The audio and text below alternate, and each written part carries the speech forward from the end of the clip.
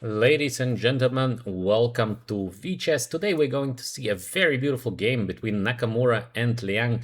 It is a friendly match. The first two classical games been played in a draw. Now we're gonna see a rapid game. So Nakamura, of course, needs no introduction. He's preparing now for the candidates tournament, and Liang, a wonder, is a young American GM, very promising, 2700 players, so very strong. Let's begin. We have e4, e5, and d3. What can we say about the move d3? It is like to play Philidor reversed. Of course, white is not doing worse, but it's hard to call this move like a preparation to be better out of opening, just to get a playable position. So let's continue. Knight c6, knight to c3. Quite a rare continuation, knight to c3. More common for Philidor is the setup with the move knight f3 and knight bd2 followed by c3.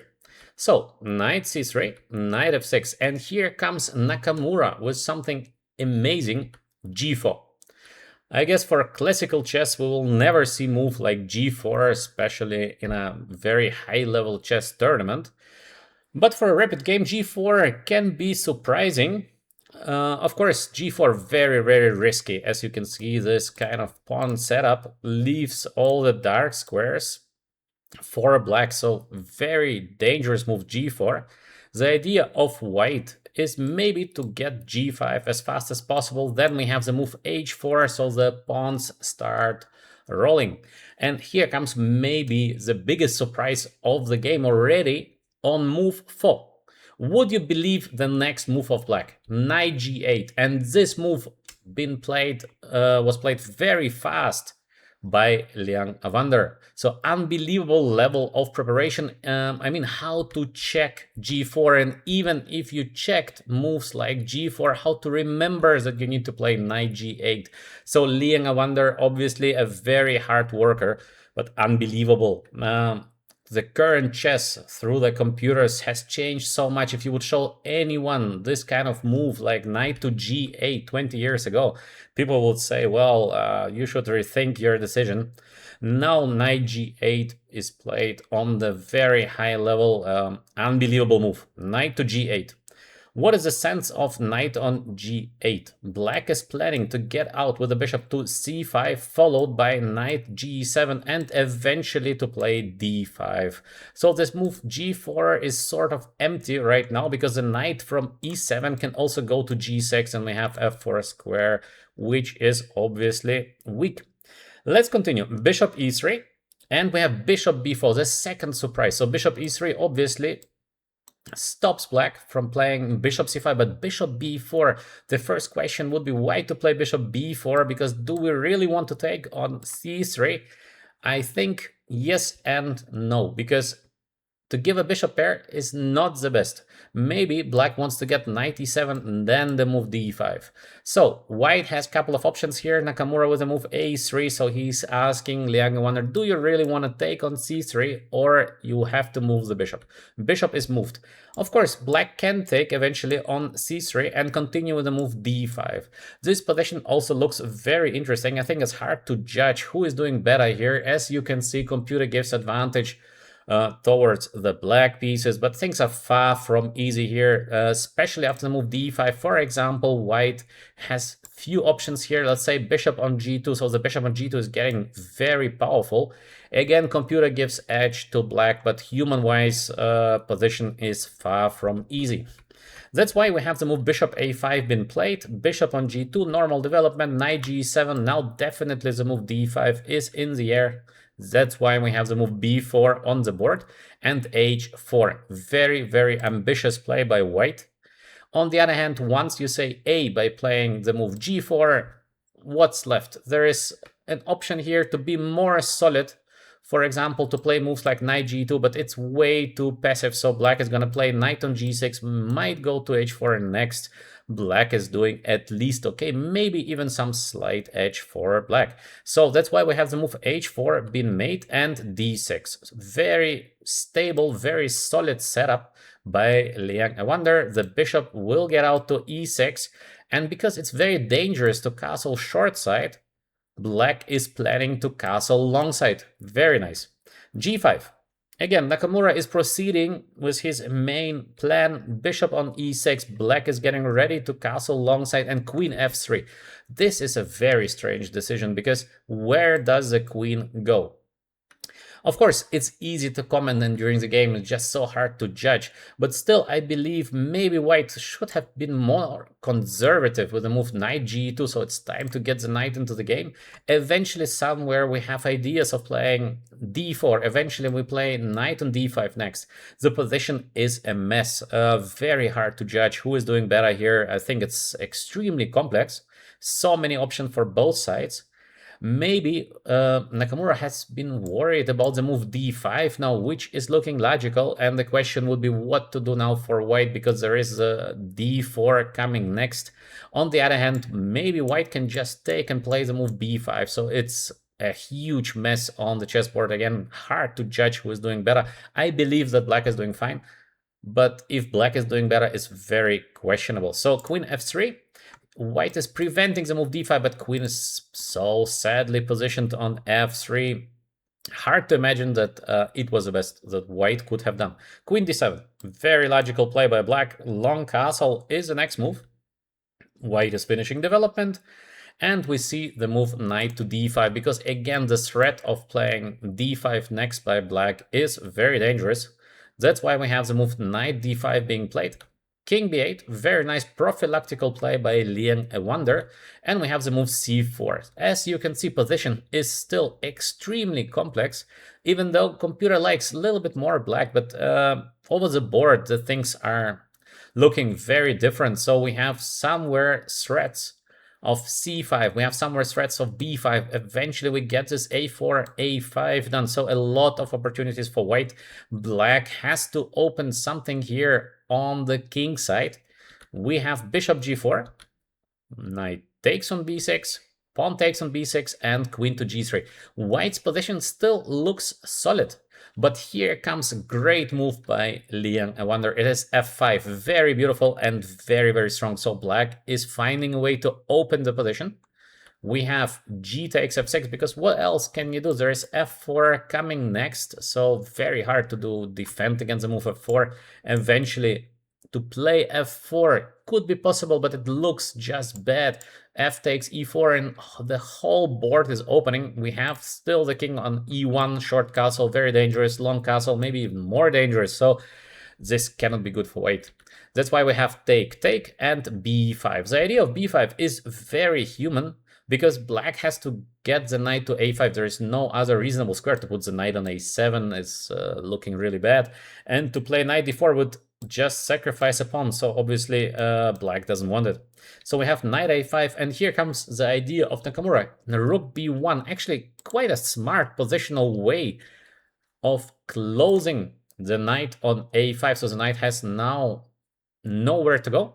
Long term, the endgame for white could be very, very good, having black knight on a5, but it's still such a long way till black is reaching the endgame. King is still on e1. Rook g8, black is getting pieces into the attack, and f5. Again, the move f5. Beautiful play by Liang. I wonder, very good strategy. The whole concept of what he's doing is excellent. f3.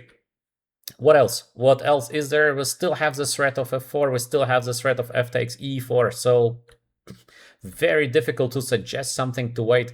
F takes e4. Another great move by black. So it is a sacrifice, but not really, because in case white would take now the bishop on g4, we take on d3.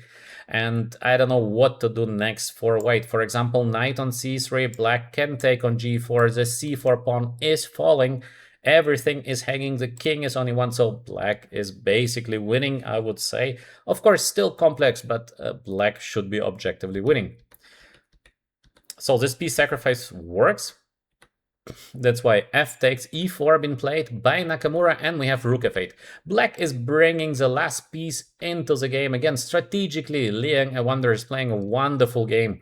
Really, really good game. Knight on c3, also normal play by Nakamura, and bishop f3. So the question is, bishop f3, of course, is making sense, because black is activating here all the rooks. The queen can get to g4.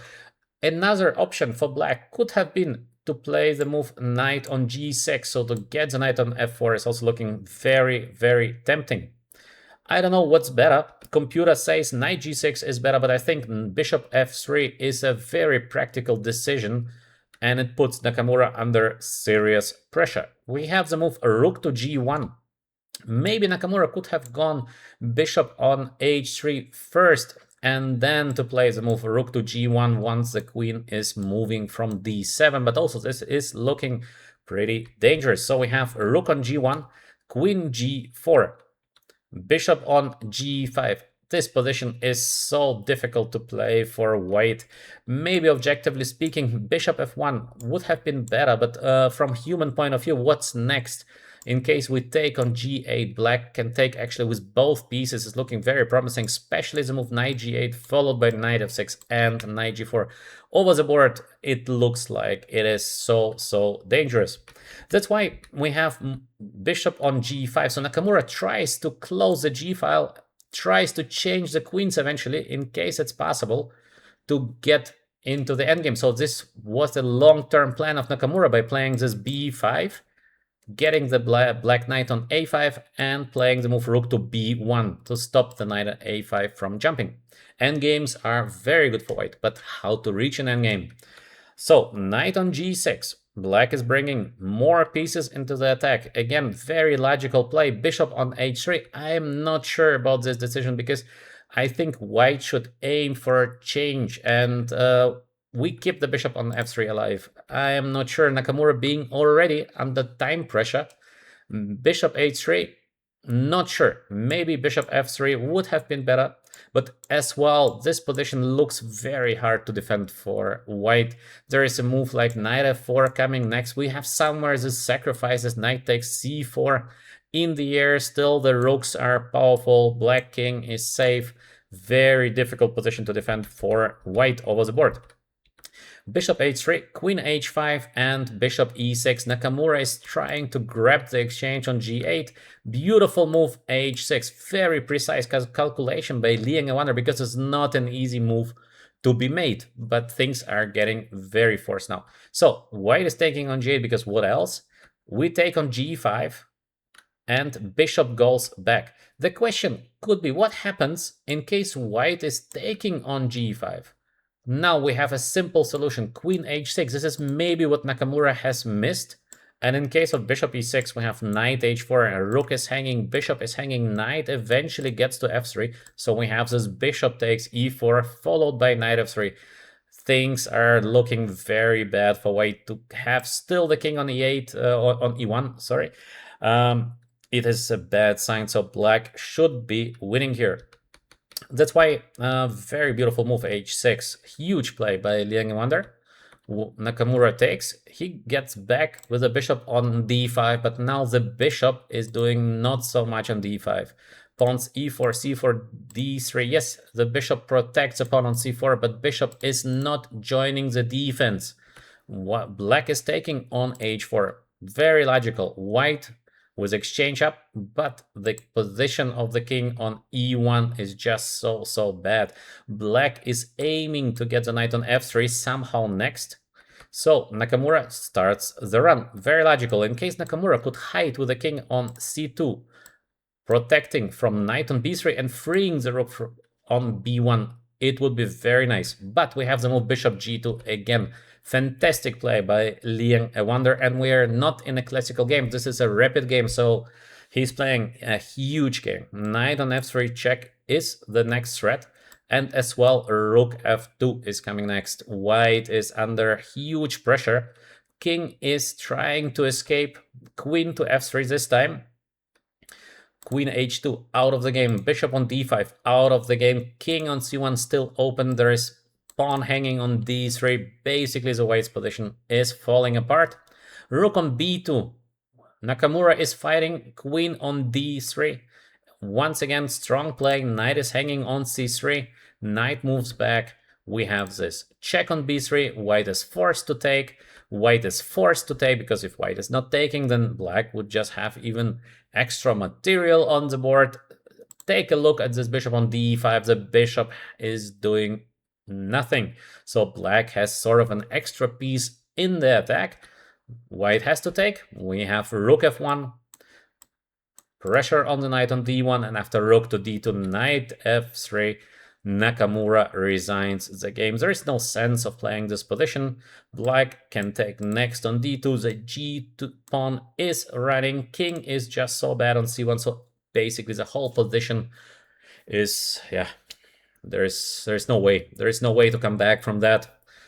And it is the end of a very nice game played by Liang And once again, let us take a look from the very early beginning. We have this not very serious opening by Nakamura with g4, but actually g4, not a bad idea for a blitz game or a rapid game, and Nakamura is a specialist in that. And we have Liang answering knight g8 immediately. So he knew the move g4. Unbelievable. This is, for me, unbelievable, because you cannot expect Nakamura to play the g4 line, and still Liang remembers the best computer answer, best counter to the g4 move. So with the move knight to g8, I think it is actually the winning move of the game. Of course, later on, Liang played a beautiful game, but this is, in my opinion, the key moment. So very, very nice game by the both American players. High-level game, which ends in a victory of Liang. Thank you very much for watching. In case you enjoyed, please like, subscribe. You would help our growing channel very, very much. And till tomorrow with a new game. Thank you.